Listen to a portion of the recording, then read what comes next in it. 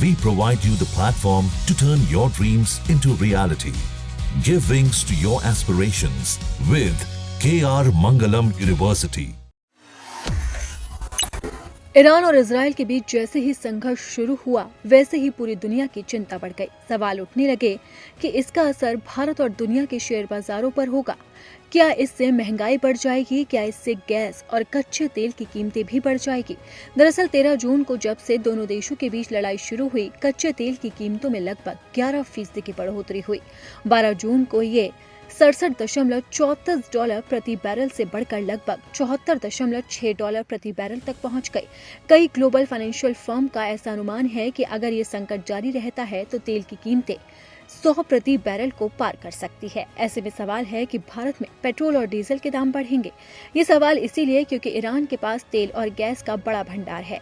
आंकड़ों पर गौर करें तो यूएस एनर्जी इंफॉर्मेशन एडमिनिस्ट्रेशन यानी कि EIA के अनुसार 2023 तक ईरान के पास दुनिया भर के तेल भंडार का 12% हिस्सा था और ये वेनेजुएला और सऊदी अरब के बाद तीसरा सबसे बड़ा हिस्सा है। ईरान के पास रूस के बाद दुनिया भर में दूसरा सबसे बड़ा नेचुरल गैस का भंडार भी है। वहीं विशेषज्ञों का कहना है कि अगर ईरान के तेल ठिकानों पर हमला होता है तब तेल की कीमतों को लेकर चिंता बढ़ सकती है और अगर चीन को होने वाली सप्लाई पर असर होगा तब भी कीमतों में उछाल आ सकता है। इन्हीं संकेतों के बीच भारत में केंद्रीय पेट्रोलियम और प्राकृतिक गैस मंत्री हरदीप सिंह पुरी का पेट्रोल और डीजल को लेकर बड़ा बयान सामने आया।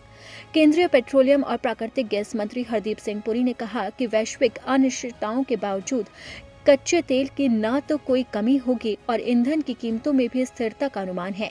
केंद्रीय मंत्री का यह आश्वासन ऐसे समय में आया जब ईरान और इजराइल के बीच चल रहे संघर्ष से पूरी दुनिया में मैन्युफैक्चरिंग वस्तुओं की लागत बढ़ सकती है। वहीं एक्सपर्ट्स का भी मानना है क्योंकि भारत सरकार बफर की सुविधा देती है, इसलिए अगर वैश्विक स्तर पर कच्चे तेल की कीमतें भी बढ़ती है तो भी खुदरा कीमतें और कंज्यूमर प्राइस इंडेक्स महंगाई पर इसका असर नहीं होगा। अब भले ही सरकार महंगाई बढ़ने के आसार को खारिज कर रही है, लेकिन वहीं दूसरी तरफ ऐसा लगता है जैसे कि ईरान और इजराइल की जंग इतनी जल्दी खत्म नहीं होने वाली, क्योंकि दोनों देश एक दूसरे पर लगातार बमबारी कर रहे हैं। राजधानी तक में मिसाइलें गिराई जा रही है। अमेरिकी राष्ट्रपति डोनाल्ड ट्रंप की भी इस युद्ध में एंट्री हो चुकी है। ट्रंप ने ईरान की राजधानी तेहरान के नागरिकों को शहर छोड़ने की चेतावनी भी दे दी। ट्रंप ने साफ तौर पर कहा है कि अगर ईरान हमारी शर्तों को नहीं मानता है तो उसे अंजाम भुगतना होगा। वहीं इसी बीच अब ईरान ने इजराइल पर एक बड़ा हमला कर दिया और उसके अस्पतालों को निशाना बनाया है, जिसमें 100 घायल मरीज भी भर्ती थे। लेकिन बावजूद इसके ईरान ने वहां पर जोरदार मिसाइल से हमला किया। इसे लेकर नेतन्याहू का बयान भी सामने आया। उन्होंने कहा कि ईरान हमारे नागरिकों को निशाना बना रहा है और ये हम सब बर्दाश्त नहीं करेंगे और ईरान को इसका अंजाम भुगतना ही होगा। इस धमकी के बाद माना जा रहा है कि अब ये जंग और तेज हो सकती है।